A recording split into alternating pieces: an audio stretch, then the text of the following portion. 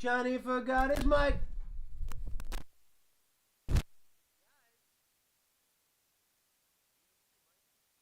Fuck. Then you tripping, dog. Guys, how are we? Welcome to the Wednesday Hyper Stream. It is good to see you. This is not what I wanted up. Where are we at? Cool. Get in here. Welcome one, welcome all. Let me play a little music for us. It's called a vibe check. But good to see you.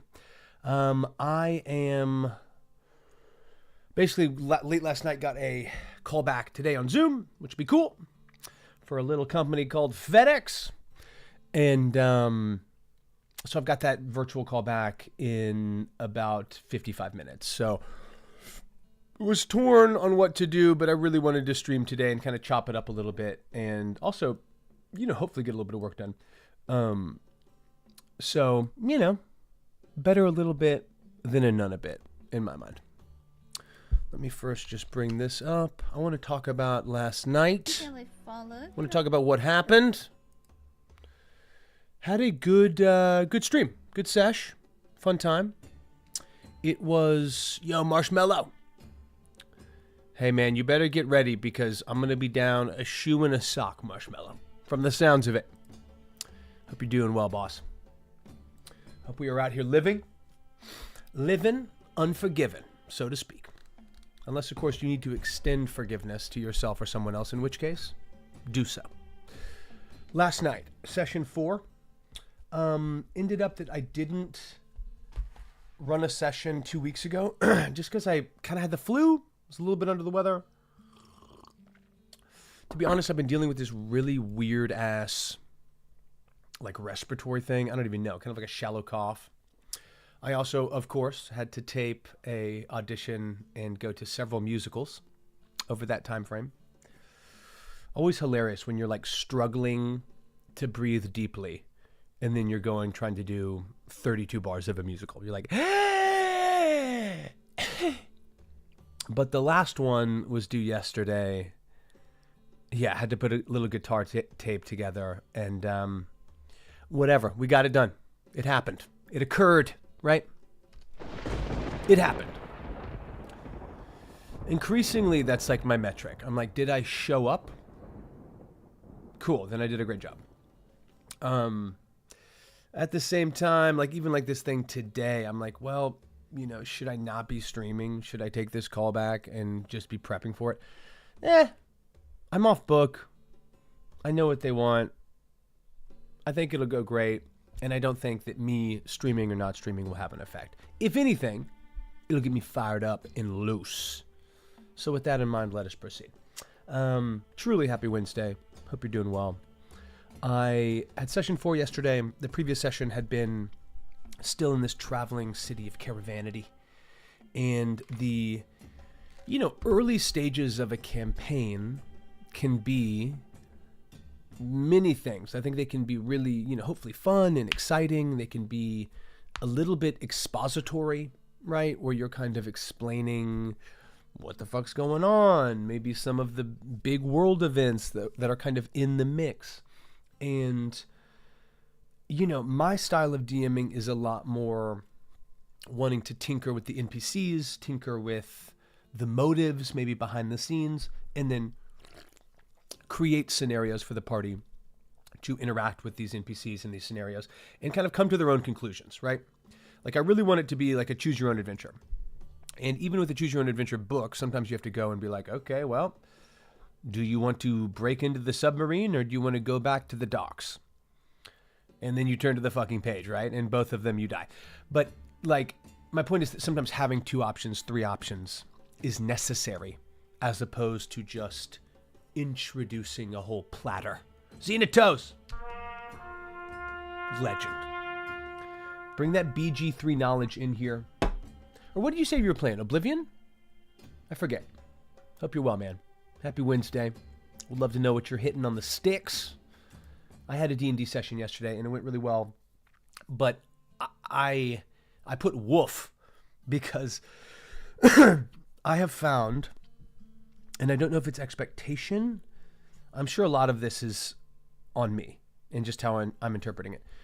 But man, oh man, oh man, the these sessions have felt a little bit like pulling teeth.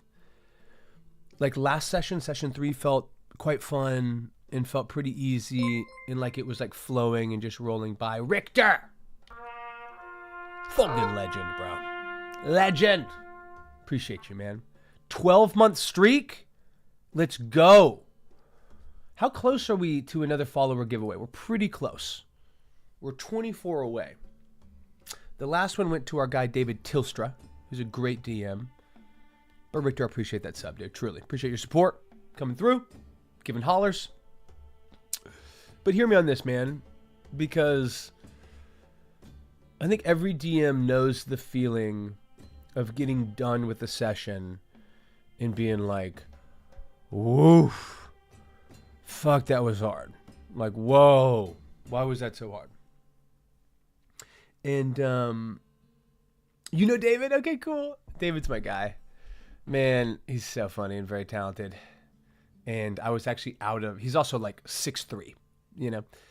And I'm out of large tank tops. I've got like 2 mediums and 3 smalls or vice versa. So I had to hook he's not like gigantic, but like our extremely handsome, 6'3" David with a medium tank top, which he was very gracious about. But I felt bad.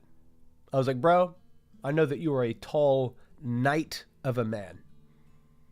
Yet take this small tank top that you can use to, I don't know, buff your car. But David's the man. I'm playing everything right now. Oblivion, sorta. Mass Effect, sorta. Guilty Gear. I love it. Man, Identity Crisis. That's me playing Overwatch. I'm like, what am I? I want to be a tank, but I suck. Am I a healer? I think so, but I want to be more than that. Oh, man. But being between video games, I also know that feeling. Like when you fire one up and there's a little bit of like FOMO about the other game you're not playing. I don't mean to put that on you, Xenotos. Maybe that's not your experience. But I've had that happen many times. Where I'm like playing Smash and I'm like, shit, should I be playing Tears of the Kingdom? I'm like, oh, I only have 45 minutes where I'm going to be able to play. What should I do? What should I do? Follow your heart, Toes. Follow your toes, I guess, really. There's no wrong way to do it, man. We do these things to have fun. And that's kind of hopefully my point with D&D. Last night's session, they were picking up having, gone underneath the city of Caravanity. There was all these weird gears and planks. It's like a very kind of, steampunk, right? I call it pulley punk. Like it's like lots of like turns and levers and cranks and ropes. But it's an ever-moving city. And the party went beneath it. They were trying to see where this child had been attacked. And they went down there and saw a enormous kind of black blob, this dark ichor that is meant to be an environmental antagonist. It's the literal embodiment of this horrible magical mishap. It's like a, creature from the Black Lagoon meets deep space kind of vibe. But trapped within it is the spirit and features of an old druid that tried to set things right many years ago and got suctioned into this ichor. And it was meant to be kind of an introduction, like, this is what's going on. She has information. She can kind of set you down some hooks, potentially. She told them about where they could find some very valuable items and potentially take those items and trade them to the man that runs this mercantile city of Caravanity, a man by the name of the Tradesman, who's above me. And if you're familiar with my canon of NPCs, he is the Shambling Man. He's a Shambling Man who's sort of an old fey humanoid that's like 180 or 280, who knows? But he's styled off of, whenever Jafar goes in disguise in like the first act of Aladdin. Who makes the gold gets the rules, or whatever. Who makes the rules gets the gold. And it was very, very funny. It landed well. I think people were really excited, blah, blah, blah, blah, blah. But here's my point, is that I went to, like, there was just a couple things that happened where, like, the party the item that they were meant to go get. Who has the gold makes the rules. Thank you very much. Who rules the gold makes. Damn it. But more or less, there's a couple of moments where like the party kind of got themselves in hot water. And it's tough because the shambling man is like a comedic figure, but now in like the dark sun setting, he's like he's the leader of one of the only trading cities in existence in Caravanity. And I'd really stressed like people that come before him and offer him something that isn't what he deems to be of value can sometimes lose their hands, can sometimes lose their life, can sometimes be forced into deals that they didn't want to make because he is looking to find his value. And I think they really felt the sort of pressure of what was going on. Exactly, dude. Exactly. I know. That's exactly right, Richter, in terms of the effect of this decanter. So here's of this alchemy jug, rather. So here's how it played out. Last session, they run into the fae that was. Her name was Mildred Backbrook, right? She's trapped in this ichor. She is pulled free. As she's pulled free, some of her memories come back. She explains what happened, that her and her sisters were trying to push back the blight, that they need to collect all 4 rings, and she might be able to do it. She gives them the first ring, the Ring of Stars, and tells them where they could find potentially this vase or this pitcher, and that the man that has it currently doesn't know what he has, doesn't know the value. So they go, successfully persuade, they end up like kind of buying some other stuff and being like, you know what, can you throw in the pitcher for an extra silver? And they did a really good job of handling that role play situation. And so now they have it, right? And they don't know what it is. Oh, fuck. And so they have to figure out, like, what the fuck is this thing? And they go back to this other NPC called the Lady of the Black Rock. While they're, you know, they're kind of trying to, like, mislead her a little bit. And eventually I kind of had to make Smash Ultimate Remaster Switch 2. I love it. I love it. I love it. I'm just getting to that. Toxic Spill indeed. Xenotoes, I'm actually pumped for the next Smash, but they said there wasn't going to be one. And so now I'm kind of like, I'm hesitant. I'm hesitant. I think Ultimate is really good. And I hope that it's even better, but I'm just kind of like, is this a cash grab? Like, what's going on? So we shall see. But I'll be here waiting in the Smash realm, all right? So when you need me, holler. The party goes, they get the pitcher. They eventually come before the tradesman.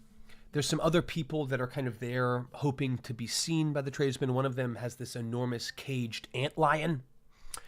And, you know, they basically are let in, right? And they find inside a pack of elves that have a drawing of this enormous crimson obelisk. They have in front of them 2 bound drow. I said 7 to 8, but it's just 2. Oh, hell yeah. Man, I forgot all about this. Man. It's like a freestyle run in lieu of Dark Sun. Oh shit, I'm tongue flipping. I'm just having some fun. That's me. Carpe to the D. Well, I forgot that I had some of those instrumental presets. We should probably run that back. But they enter the space of the tradesman, which is like this big dome. It's kind of a pocket dimension. Like they walk in and it looks like a small room, but as they walk in, the room stretches. It expands. And there's sort of like this small halfling woman in a white sequin dress. You have come to buy or to sell? Ah, to sell. Very well. And there's this bugle blast, and the tradesman comes out, and he's sort of walking slowly. And then they described him as doing, you know, like a front somersault and land. And he's like, okay, what the fuck's going on? And the party really enjoyed seeing the Shambling Man. That was a fun moment. Got a good pop, etc. And the honestly, everything was rolling really well. I guess is kind of what I'm thinking about right now. I'm like, well, I guess it did go pretty fucking well. But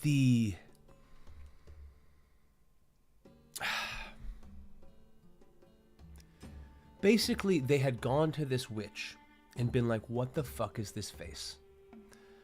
The witch I kind of made him go back and forth, and eventually I kind of just gave it to him. The witch was like, oh, check this out, water. And then poured water from it. And everyone was like, oh, fuck. And so they're like, okay, wow, this is a pitcher capable of creating water. Above table, it's a version of like an alchemy jug, right? Extremely valuable in a setting like Dark Sun. And I wanted to put them in that position of like, do we keep this thing that will save our lives in the desert? Or do we trade it for another one of these rings that's part of the larger overarching quest line? And they had to struggle with that, which was fun. So basically the witch gives back the pitcher. She's like, that's what it fucking does. They're like, okay, cool. They go to trade it, right? And they come in. There's the drow with this painting of a red obelisk. Or excuse me, there's these elves with 2 bound drow and a painting of an obelisk. There's a man with a gigantic caged beetle called an antlion. And then there's the party. And tons of role play, lots of fun, blah, blah, blah. But basically the moment comes where the tradesman's like, all right, what the fuck do we have? You're selling me a red obelisk? I don't give a shit. Okay, you're selling me information? Who cares? You? Huge bug? Pretty cool, pretty cool. How about you guys? And they basically step forward and they're like, man, we have this wondrous item. We have this device, this remnant from before the loss. Back when the world was whole. And dude, the party's like crushing it. And they get there, and the bard steps forward and is like, water, which is what the witch had done, and then pours some out into a cup. And I describe them saying it, and you hear the swishing of water or of liquid in the jug. You smell that kind of petrichor and wet stone, and you lift the pitcher and pour it, and nothing comes out. Because it only works once a day. So, I expected that, like, I realized that in the moment where I was like, oh shit, this only works once a day. They already did it. And I kind of was like, should I just give it to him? But I'm not the kind of DM that just sort of gives it to him. Plus, the mechanics of it make a lot of sense and they need to know how it works. So they're scrambling. The tradesman's like, that's it? What? Where's the water? And that's what sort of led me to feeling a little bit unsure, right? With how to deal with how the party reacted to that situation, which I'll get to in just a moment. What you wrote that you won the award for. So, Richter, it's in there, right? It says it immediately after it says my name. Taming, what is it? A not so uncommon love story. Yeah, that's the name of it. All the information is in there. It's for a festival called Series Fest here in LA, which is actually a pretty big one. But they take pilots, and we essentially have a half-hour pilot that we shot last October. It was the lead writer and lead producer. I was co-writer, co-producer. But the lead writer, lead producer is a man named Deshaun Terry, who's an incredible artist, incredible actor. He was on the morning show for several years, and he was in Coffee Cops with me. So he and I have collaborated, worked together for quite some time. And I mean, really just like being in Deadline, you know, like Deadline is sort of like I mean, it's whatever. It's like many things in Hollywood. Like, should I make it seem like it's some huge deal? Should I kind of brush it off and be nonchalant? It's somewhere in the middle, but you know, being featured in Deadline is great. Winning Best Writer at Series Fest is fucking awesome. Like, that's an incredible blurb that I'll be able to use for the next 6 months. But also, there's a little bit of that, like, you know, now my SEO has that Deadline article. Like, there's all those little things. You know what I mean? Richter, that's hilarious. Okay, copy. No sweat, man. Feel free to ask anything you need.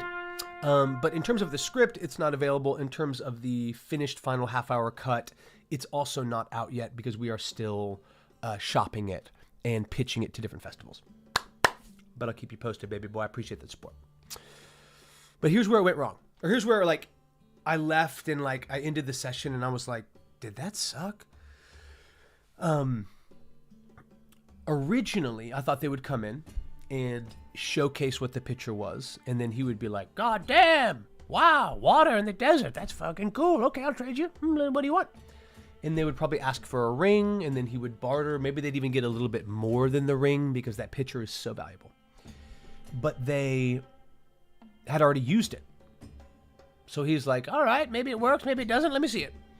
And I had wanted to create a scenario, mainly because we hadn't had combat in like 2 sessions, but to create a scenario where he's basically like, all right, you're selling me drow, you're selling me a giant bug, and you're selling me a old clay pot.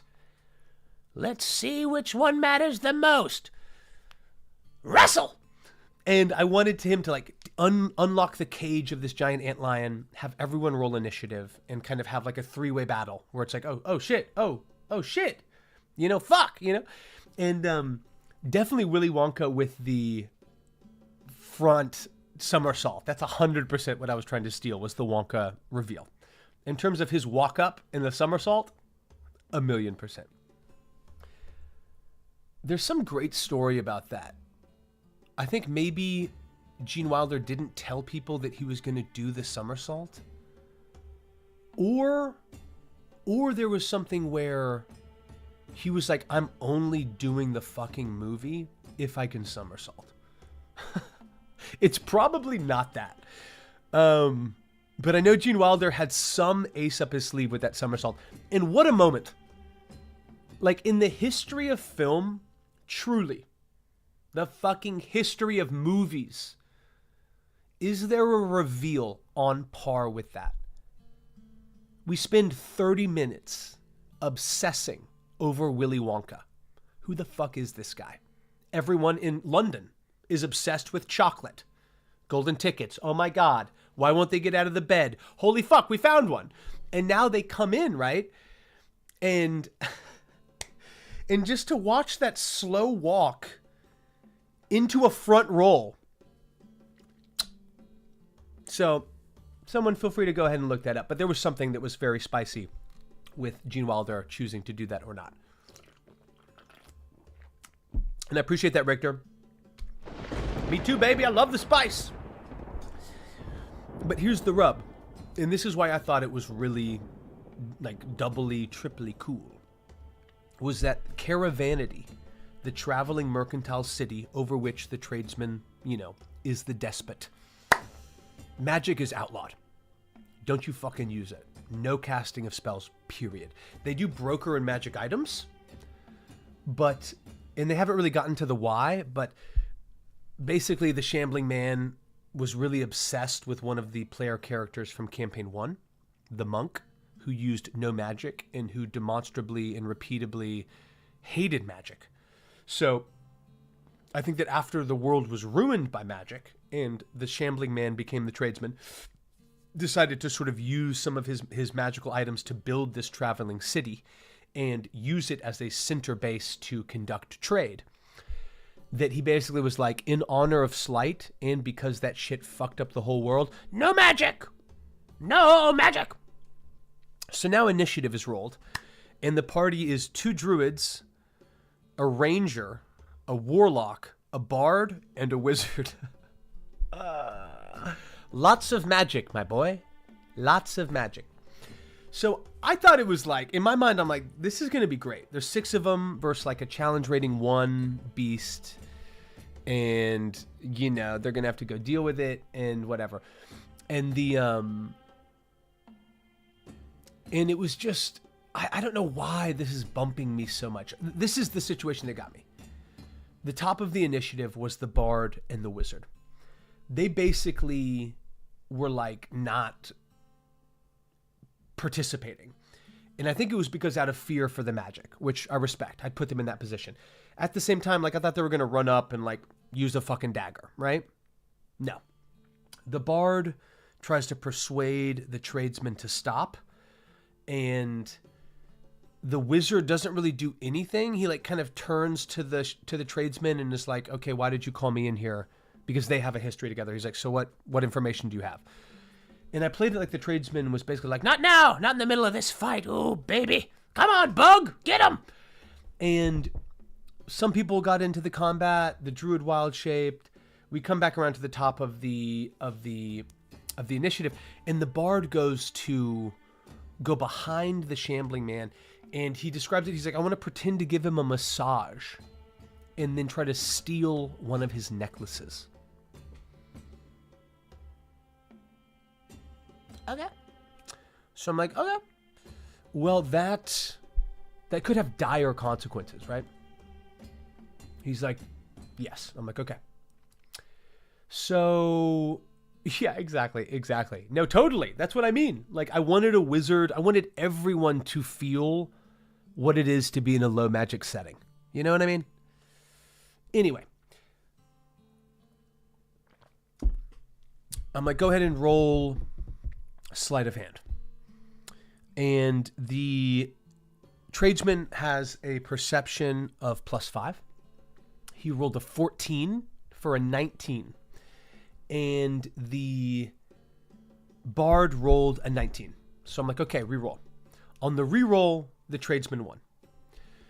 So I describe it as like he's like massaging, and he like finds one that's kind of loose, and it's a push clasp, and he pushes it and click. And he's going to pull it back, and as he does, the tradesman goes to like push his hands back. And he pushes that, and it gets caught on this loose necklace that the bard then pulls back and off. And the tradesman looks at him like, what the fuck? And then we move through initiative, right? Some people are attacking the bug. The bug is fighting back. The drow that's been loosed is like unarmed, but runs over and tries to kick the bug. And we now run to the top of the initiative. In my mind, I'm like, okay, well, fuck. The shambling man's about to like put this bard in a force cage, you know? It gets to the bard's turn. I'm like, what would you like to do? He's like kind of staring daggers at you. You can tell his wheels are spinning. He's pissed. And he's like, I want to say that it was just an accident, that I was just massaging him. Okay. I'm torn because I'm like, should he roll at disadvantage? And I ended up rolling a die. And on odds, no disadvantage. And on even, disadvantage. And I rolled a 19. So I'm like, okay, straight roll. He rolled great. He's got great persuasion. He's a fucking bard. With all the new 5.5, all this expertise and shit, it's insane. So he rolls a 25. Cool.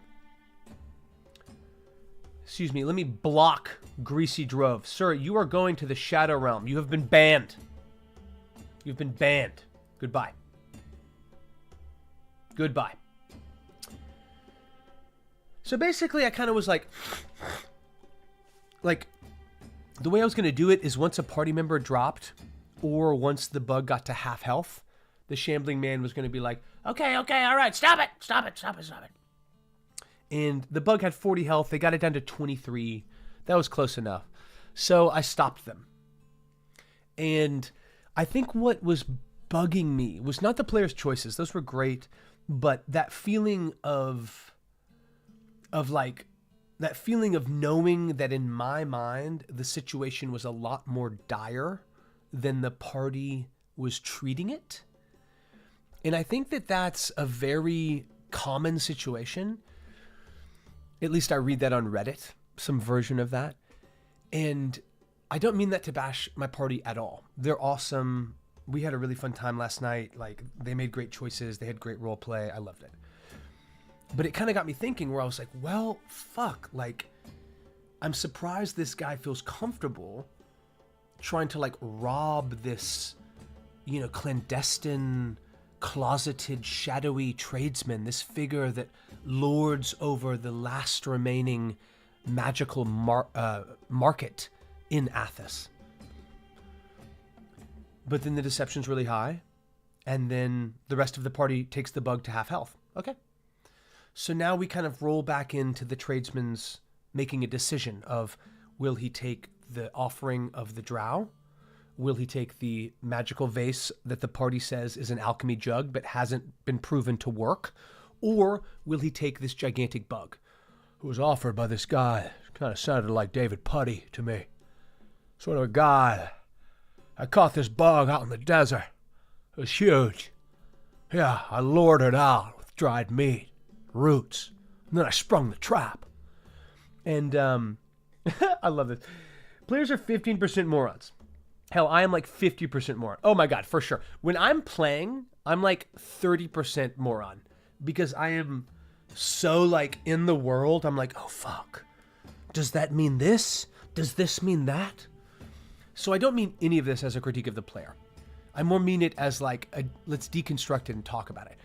I think that whenever that happens, whenever we are basically like, well, shit, I felt like that was more serious than the party did. I think that one of two things needs to happen. One, either you straight up need to be like, hey guys, like, and I did kind of do that, right? I'm like, hey, you can do that. A failure could have dire consequences. And they know that. They know that people lose hands, people get killed. And in my mind, I'm like, fuck, like, is this character going to have to re-roll the character? We're on session 4, right? But I think that's option 1, is be like, okay, just so you know, like, you guys are wanting to sneak into the vault of the king. That could work. You know, you could definitely find some riches in there. But if you get caught by the guard, you could get killed. If you're clear and above table and the party wants to do it and they fail, that's on them. And that is what the bard did. He was like, okay, I still want to do it. The other option is the other sort of side of it is to recognize, like, why did my party feel comfortable doing this? And I think in general, my party feels very comfortable just doing whatever they feel their character would do, which I love. That's how I want to play. That's how I want my players to play. And it wasn't until that second round of combat where now the wizard and the bard are like, well, fuck, what do we do? Like, so we can't use magic? And I'm like, you know, it's outlawed in Caravanity. That's all I'm going to say. So there was that awareness of like, shit, like, I don't feel comfortable using magic. And my point is that, you know, the point of the game is fun. And I think what I was feeling after the session was the reality of knowing that I was scrambling in that moment. Because now we come out of combat. The drow that have been offered fought hard. Also, the drow in this world are kind of like top dogs. So to have a couple captured drow, kind of rare. The alchemy jug didn't fucking work. But it does look old and it does look authentic. And this purveyor of magical items has a great eye for insight. So he thinks it probably does work. The guy that brought the bug, cool. Gigantic bug, hard to catch. There's poison in the jaws. That could be of use. But originally, I wanted a clear winner to come out and not to lead to the tradesman being like, very well, then I'll take the fucking jug because you guys proved yourselves. But instead, it was kind of like a wash, right? Like, you know, combat sort of happened. The drow fought really hard. The bug actually did the most damage. So, which is more valuable? And what I ended up doing was basically being like, okay, the tradesman is interested, but he wants to know what else there is. You guys have come and shown him an empty jug. Does it work? Does it function? Is there more?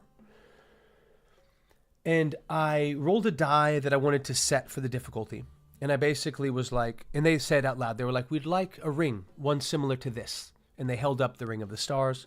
He's like, a Ring of the Four Sisters. Not just any ring, then. A ring of legend. Rare and wondrous, and for a jug that doesn't even work. And so it felt like, would this guy trade? Would this savvy leader, like the head merchant, like the head broker at Charles Schwab, would he take a bad deal? Fuck no. But I'm also like, well, I'm trying to further the story. And this is every DM's dilemma, right? Like, I think Brendan Lee Mulligan, or maybe it was Matt Mercer, I don't know who it was. But we're talking about railroading and how they feel like their job in D&D is treating the players like water running downhill. Water will take the path of least resistance, right? It will just move.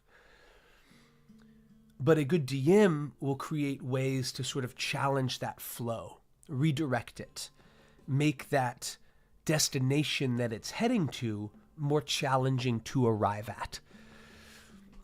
Great DMs will make that feel authentic and feel justified and rooted in the world. And I'm not saying like, oh, I'm a great DM, but I do feel like I did that. And I'm more bringing it up because like I yet left the session feeling like, did I fuck that? Was that awful? And I re-listened to the session today and it was really fun and like had a great time. Pivot and spin introduction, guide the PCs to come back later with better stuff. Not an option because it's known that you ask for an audience with the tradesman, you come in and a deal is done. If he doesn't like what he's offered, then he will take something of yours. Maybe your life, right? And the bard offered that. He was like, oh, tradesman, we wanted to simply show you what it was. We will come back tomorrow and demonstrate its power. And I was like, hell no! You asked for the audience, you got it. Deals get done today. So I kind of backed myself into a corner, right? I'd established, like, deal has to happen. This guy's really a hard ass. The party kind of fucked it up. And then they kind of didn't win the fight. So what I did was basically be like, he's interested. He does have a ring. He pulls out another one. This one similar to the Ring of Stars, but set with opal, a ring of water. And I had them roll a persuasion check. They failed. And he more or less was like, this won't do it. This won't do it. They pulled out some other baubles to sweeten the pot. And the shambling man said, what I'll need is an additional 180. And the warlock was like, copper? He's like, 180. And the item is up to you. If you think it should be copper, then bring copper. And hope that I not be displeased. And I also, and this was really the only good thing that came out of it, I also was like, and I want you to accompany Finn. Quick aside, this was the first time this character had joined us. He's an antinatalist, happy-go-lucky, 60-year-old elf.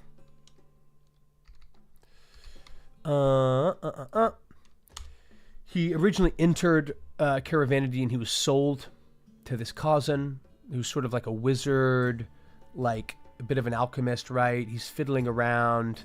One day he turns on a light cantrip, but he can't turn it off. So the Golden Guard come. They end up blaming Cousin, the alchemist. And Finn is then taken before the tradesman and made property of Caravanity, which I know, like, that's aggressive. I get it. It's Dark Sun. We've cleared it. That's the world we're playing in. And I wanted, like, the idea was party comes before the tradesman. Very fun reveal that it's actually the shambling man from campaign 1 that has now risen to power. And he then kind of makes you earn it. What deal is he going to take? He could potentially trade you a ring that you need for the quest line. But then also, because he owns Finn, he's going to be like, all right, Finn, been freeloading here long enough. It's fine, you earned your keep. And he's going to send him off in search of the Crimson Monolith. So, basically, the party now traded this pitcher for a ring. But they also have to go with Finn and accomplish this task. And the next time they leave Caravanity, if they hope to re-enter it, they must enter with 180 fill in the blank. And I'll tell you this much. It better not be copper, and it better not be silver. Clip that shit. Repeat. It better not be copper, and it better not be silver. Even if it's gold, like, that'll be pushing it. I want 180, like, fucking weapons. I want 180 Dragora eggs. You know what I mean? Like, go and find me something. But to me, it was such a heavy moment because I'm like, my wheels are spinning out. I'm like, this is not going how I wanted it to go, but this is a big moment. I'm like setting them off on the beginning of Act 1. I'm like, fuck, do I kill the bard? Fuck. But leaving it open-ended, 180. I'll leave that up to you. I think puts a lot of pressure on the party. And in general, not that I'm looking to necessarily put pressure for the sake of pressure, but I do want to put every decision that I can onto the party. And if I can't put it onto the party, then I want to put it onto the dice, right? And if I don't trust the dice, then I'll just decide. 180 stones from the red monolith. That could work, dude. 180 stones from the red monolith would be awesome. Oh my gosh, that's actually a great idea. So, we only have about 10 minutes left before I have to bounce for this callback, which is virtual, so it'll be happening right here. I'm literally going to change the green screen out for a gray screen, raise up my desk, and then book this FedEx commercial. Bring it, boy. Let's go. Dude, I appreciate that, Richter. I appreciate that. I don't know why it really, like, I woke up today legitimately being like, did that suck? Like, I was really bummed about it. I think because I had such a, yo, Vog, what's up, baby? Bugles up for a legend. But I think I felt really bad because I had such a firm idea of how I thought it should go. And then I felt like I had kind of painted myself into a corner, right? They came before the tradesman, who, by the way, Vog was the shambling man. Fun reveal. And now they had to get a deal done or have some sort of enormous kind of forfeiting. And frankly, that's just what happens. You know what I mean? I'm lurking at work. I appreciate you, and I can't hear anything. Love you, babe. Love you, girl. That's so funny. Honestly, that's so good. Oh my gosh, dude, a 21-month streak? Shut up. Vog, you're the best. We're doing it. Wait, hold on. This is it. I forget how to do... Is this how I do it? Does this do it? I think it does. I haven't done a shout out in so long. Come on, baby. Come on, baby. What? Let's fucking go. Stuffed owl bear toy. Stuffed owl bear toy kit. It's the stuff. Yes, yes, yes. Vog and Weave. Absolutely love it. Dagger of Deadly Growth. Adds an additional 1d4 sneak attack. That's pretty cool. That's a lot, though. Root, how you living, baby boy? Bugles up. That's life in the nasty nard. Yeah? What's that place to go? How's toppers? Can someone bring me some toppers? Sometimes the PCs or the dice toss you a glass of lemonade and whoops, you were not looking. Yeah. For sure. No, for sure. It was a fun time. We did what we needed to do. But now, what comes next, right?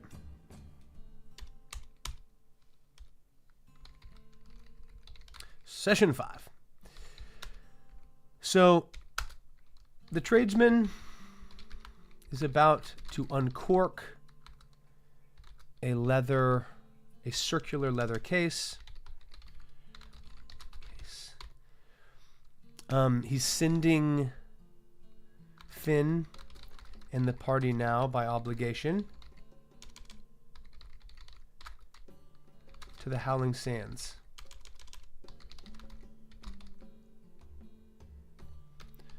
Let's see if those filthy elves was spinning lies. I want you to look for a moving cloud, a tornado of sand. Also, keep an eye out for an enormous red rock. And, anything cool. Anything that looks cool. Always looking to buy. But I guess sort of the blessing, and I saw that like very much in the moment as it was happening last night, where I was like, you know what? I can spin this in a way that now the party has to go with Finn, and they have to leave and follow it out. Yo, Insomnia, what's up, baby boy? I'm the man up in this piece. Say, baby boy. Say now. Insomnia, how the fuck we living, dude? Guys, let me shout out the only man in this stream that has officially been knighted. That's Insomnia. Come on. Nico, I'm so surprised you bring people over here. Like this place is like the triple X rated like Honestly, perfect place for a shout out. I love that he's like surprised at someone else. He's like, dude, don't bring people here. And I'm like, well, I also brought people here during this one moment. For Lancer. Let's go. I love that, dude. I love that. So, Richter, that's a great question. Have I polled the players to see how they felt about it? No, I haven't. And I got rated by an ASMR group. Oh my God, that is so funny. You're like, oh, sorry, we do marshmallow fights and we talk about dicks. Oh, turn back. Honestly, that sounds like perfect ASMR. It's so funny, Insomnia. I mean, Richter, like, I am no stranger to the Google poll. I love a good Google poll. I know you're probably talking more like informally, just ask them, right? Normally I'll do that every like 2-3 times over the course of like a 2-3 year campaign. Just kind of check in, like, how we doing? I felt like I didn't want to text. I just felt like I don't know how to do it.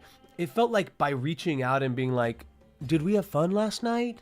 That like I kind of looked insecure, which, I mean, look, I can be insecure. That's okay. And not that I want to do anything to like avoid appearing a certain way, but not even that I didn't want to look that way. I just didn't want the party to feel like their reactions had a negative impact on me. You know what I mean? My reaction was more the events that unfolded were so different from how, one, I thought they would go, but two, kind of how I thought the party would receive them. You know? You do not want them to know you were wondering. Exactly. And like, it's really that. Now, I'm also barely mature enough to admit that, like, you know, that could be short-sighted on my part. But I don't feel like I need to reach out and ask him. You know what I mean? I don't know. What do you guys think? Like, then you are stuck with us, dude. Totally. That is more than enough. That is more than enough. I mean, like, I don't know. It's session 4. You know what I'm saying? And I feel like if I reach out and I'm like, guys, it seemed like we didn't enjoy that people will be like, oh no, we did. Oh shit. No, we had fun. Had one person text me after that was like, that was incredible. I had so much fun. So that always feels good. You're like, great. But as any DM knows, whenever you think there's going to be like a really juicy, dramatic moment, and that moment is like massively pivoted or the air is taken out of it, you're kind of like, oh shit. Okay. What is this moment now? So that's just sometimes what happens. You know what I mean? But it ended well. We now have sent them to the place where they have to go. I need to figure out what the fuck is in this circular leather case. That was completely meant to be like something they needed for this this hook taking them to the Howling Sands, but I don't know what the fuck it is. So we'll maybe deal with that next time. But yeah, exactly. I mean, like the confidence thing, I'm never really worried about because I can blast through it. But more and more and more, I just really want to like give the ball to my players and have them run with it. And some of the decisions that took place to me were just unexpected. Where I was like, yeah, like that's the move. Anyway, okay, guys, we ripped it. I hate that I have to cut this stream short, but I have this call back and I need to go crush it. So what we are going to do is we're going to find someone that is streaming, hopefully prep. Oh, fuck yeah. Let's see. Hopefully somebody that's like, yo, we're doing some stuff. Here we go. Quest prep with Mavenin. Let's go. Let's go. Hit me on Discord. I love that. So guys, if you can, please pop in on Kalen57. They are a smallish streamer. That's what I'm seeing advertised to me. I don't know why Twitch is telling me that. I have no idea if that's good. Anyway, but they're doing D&D prep. They look rad. It will make their day. So we're going to raid them. In the next 10, 15 minutes, be thinking about me. Send me some good energy. Send me your mojo. Send it through the airwaves. Picture me, your friend Carpe, absolutely crushing this audition. For surely I shall. I love you guys. I truly mean it. I'll be back next Wednesday. Outside chance I might stream on Friday. I'm kind of trying to play around with some different ideas I have for some stuff, and I want to kind of feel it out. So that's a little bit of a maybe I will, maybe I won't. But I will definitely be back next week because I want to work a lot more on like what this hook is going to look like. I'm also potentially, I might share in the Discord some snippets of this session. You know what I mean? Just to like get a feel for like what's going on. The feet pics are on their way. The feet pics are en route, as always. All right? Hit me on those back channels. Guys, I love you. Take care of each other. Take care of yourselves. And say what up to Kalen57. I'm out. We gone.